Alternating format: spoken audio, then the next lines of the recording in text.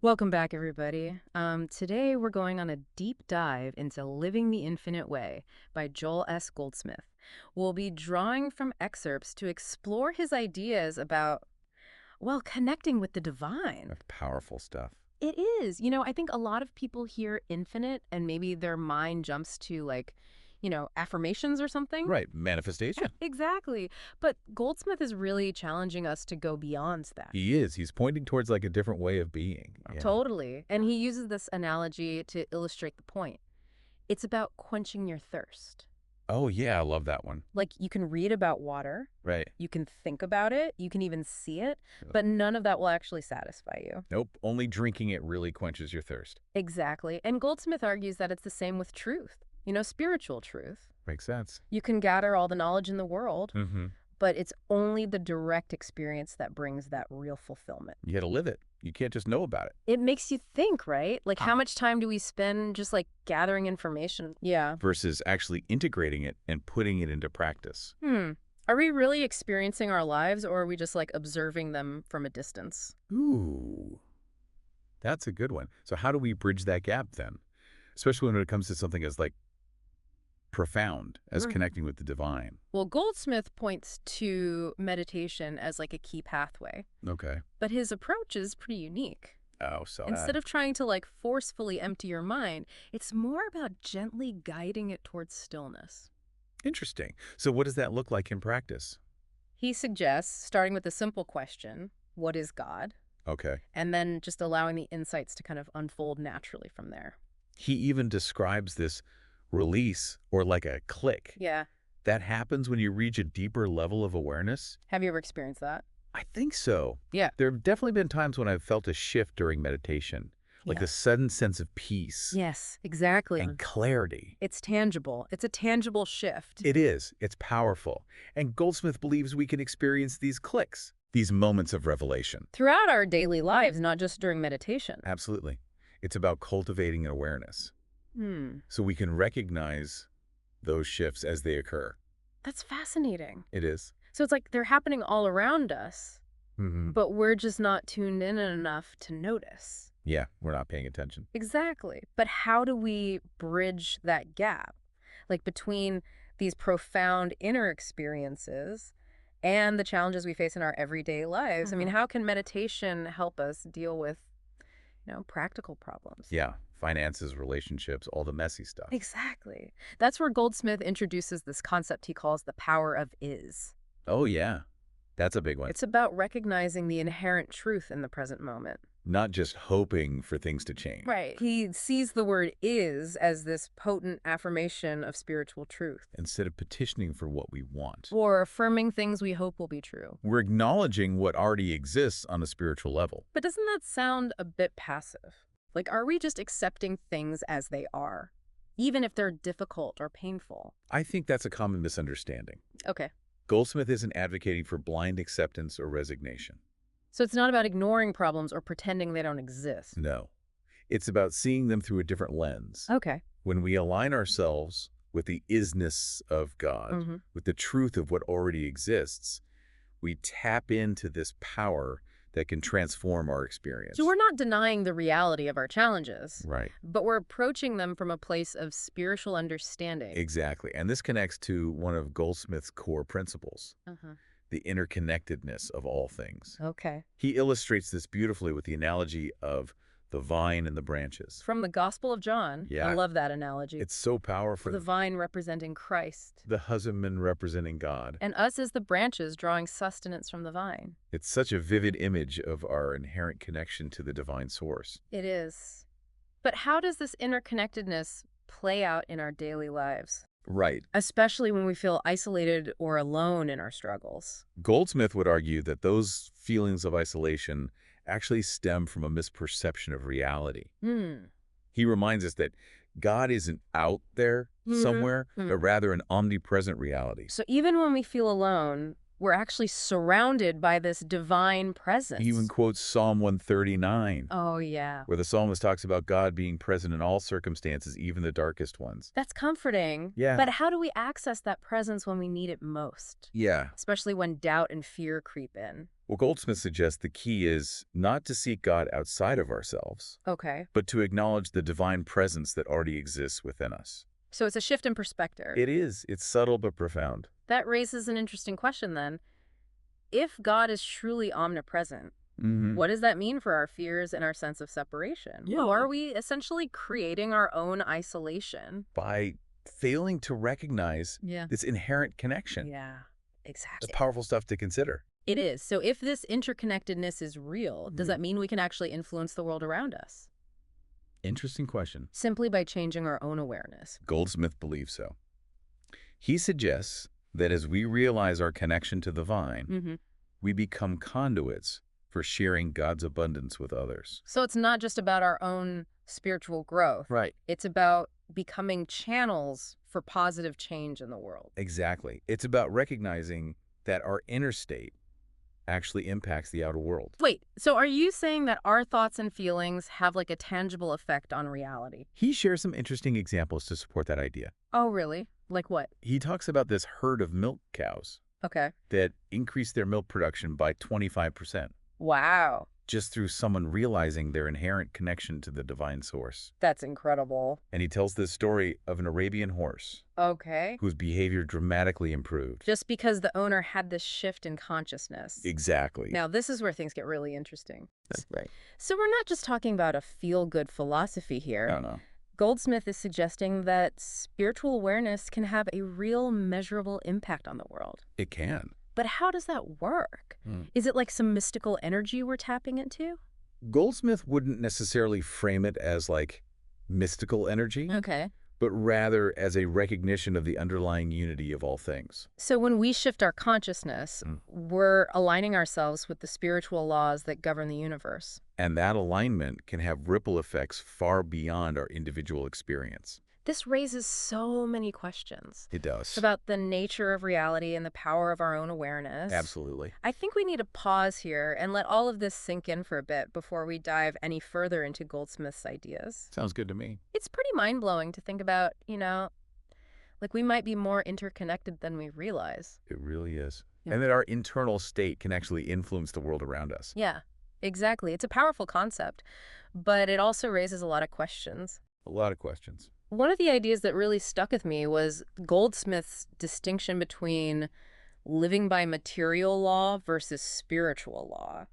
He's not saying that we should ignore the material world, right? No, not at all.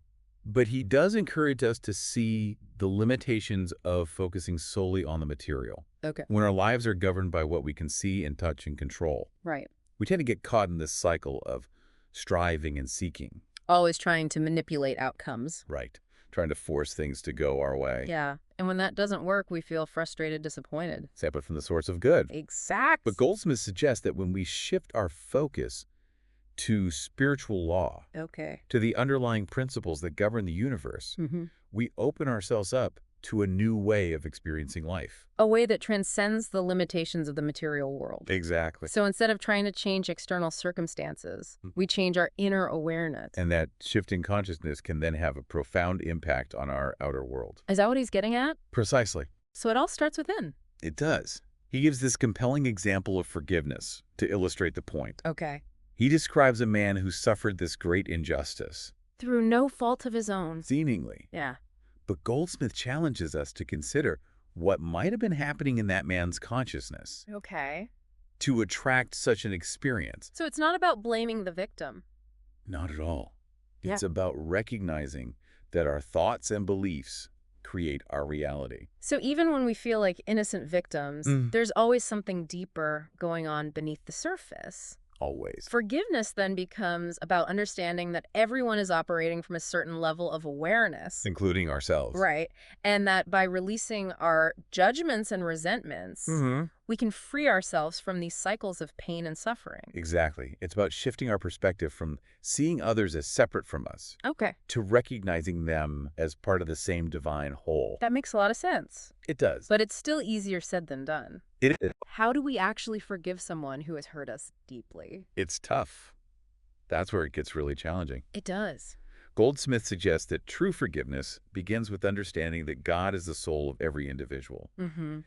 Even when someone is acting in a way that we perceive as harmful or wrong, Right. we can recognize that their true essence is divine. And by holding that awareness, Yes. we can start to let go of our anger and resentment. It's not about condoning their actions. Right. It's about recognizing that all of us are on a journey of spiritual growth and evolution. And by extending forgiveness, we're actually helping them to move closer to their true nature. It's a beautiful thing. It is. So it's an act of compassion, not just for the other person, Right. but for ourselves as well. Absolutely. It frees us from the burden of carrying those negative emotions. Yeah.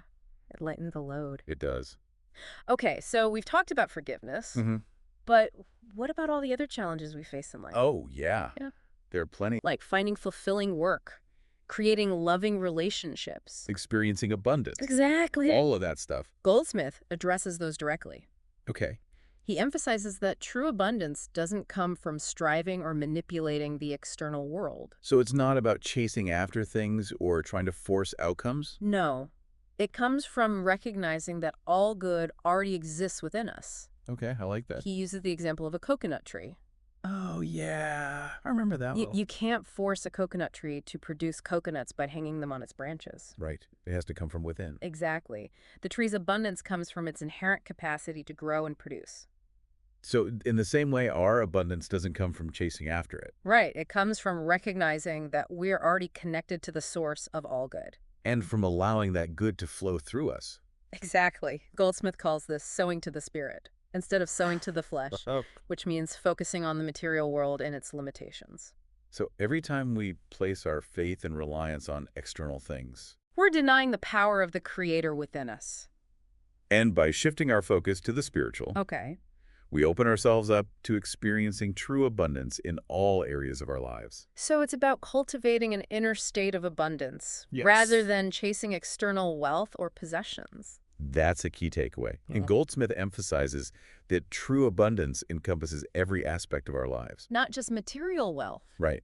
Love, joy, peace, purpose, as well as material well-being. It's a holistic state of being. It is. He also talks about the importance of service as a spiritual law. Yes. He reminds us that true love isn't just a feeling. Okay. It's an action.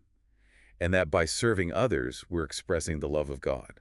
He quotes the Master who said, "Inasmuch as ye have done it unto one of the least of these my brethren, ye have done it unto me." So every act of kindness, every gesture of compassion is a way of serving God. And as we serve others, we open ourselves up to receiving even greater blessings. It's a beautiful reminder that we're not meant to hoard our abundance or keep it to ourselves. We're meant to share it with the world. Exactly. And sharing our abundance can take many forms, right? It can. It can be as simple as a kind word or a helping hand. Or as grand as dedicating our lives to a cause greater than ourselves. Exactly. It seems like Goldsmith is encouraging us to see our lives as an expression of the divine. He is. Not just in our personal spiritual practices, but in every interaction we have with the world. You've captured the essence of his teachings. He's inviting us to live from a place of spiritual awareness, recognizing the divine presence in ourselves and in all those around us. Okay, so we've covered a lot of ground here. We have the interconnectedness of all things, the power of forgiveness. The nature of true abundance, the importance of service.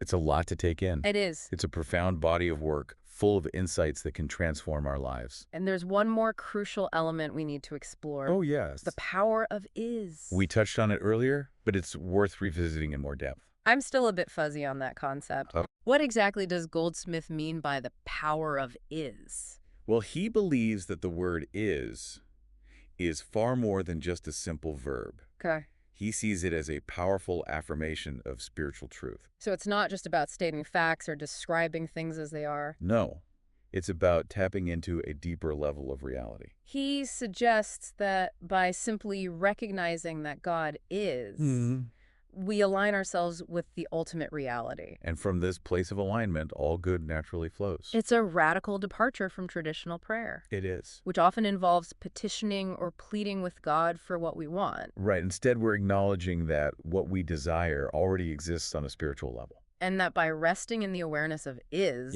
we allow it to manifest in our experience. Powerful stuff. It is. This reminds me of something you said earlier about how we can't actually influence God to do anything more than God is already doing. Exactly. It's not about trying to get God to give us something. Right. It's about recognizing that God is already giving us everything we need.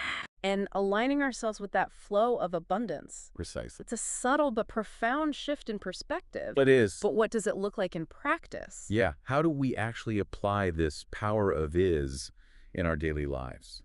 Goldsmith provides several practical examples. He talks about using the is affirmation to heal illness, Okay. to overcome financial challenges, to find peace in the midst of turmoil. He emphasizes that it's not about denying the reality of our problems, Right. but rather about shifting our awareness to the underlying truth. Yes. That God is present and active in every situation. So we're not just repeating affirmations mindlessly. No. We're consciously aligning ourselves with the spiritual truth that God is. And trusting that this alignment will bring about positive change. That's a good way to put it. It's about faith, trust, and surrender. It is. It's about letting go of our need to control and allowing the divine power to work through us. This concept of the power of is really challenges our conventional understanding of prayer It does. and how we relate to the divine. It's a fascinating idea, It is. but I think we need a little more time to unpack it. Yeah, this whole power of is thing, it's really sticking with me. It's powerful stuff. It is. It challenges so much of what we think we know about prayer and how we relate to the divine. Instead of asking for what we want, we're acknowledging what already is. And by aligning ourselves with that isness, we open ourselves up to experiencing true abundance, healing, transformation. It's all there waiting for us. But how does this connect to Goldsmith's other teachings about interconnectedness and service? That's a good question. I think it comes back to the idea that we are not separate from the divine source. Okay. When we recognize the isness of God, we're not just affirming a theological concept. We're awakening to the reality that this divine presence is within us and all around us. Exactly. And it changes everything. It does. It shifts our perspective from seeing ourselves as these isolated individuals to recognizing our interconnectedness with all of creation. And from that place of interconnectedness, service naturally flows. So we're not just trying to get things for ourselves anymore. Right? We're recognizing that we're part of something much larger, and we're compelled to contribute to the well-being of the whole. It's not about self-sacrifice or denying our own needs. No. It's about recognizing that our true fulfillment comes from aligning ourselves with that divine flow and expressing that divine love in the world. Beautifully put. It's about recognizing that true abundance isn't something we acquire, but something we express. This is powerful stuff. It is. It makes me think about all the times I've felt stuck, focused on my own little problems and desires.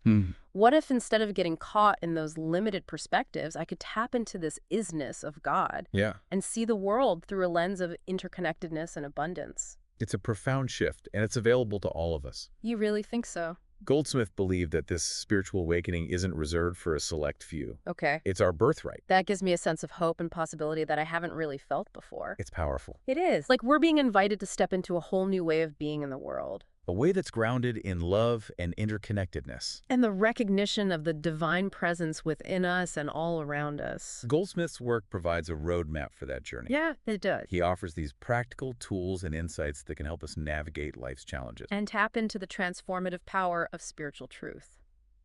It's all there.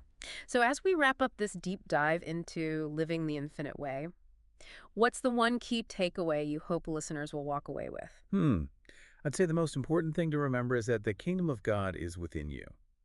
Okay. It's not something you need to search for or strive for, It's already here. waiting to be discovered and experienced. And that discovery happens through quieting the mind, turning inward, and cultivating a conscious connection to the divine source. It's a journey, a process of unfolding and awakening. But the rewards are immeasurable. They are.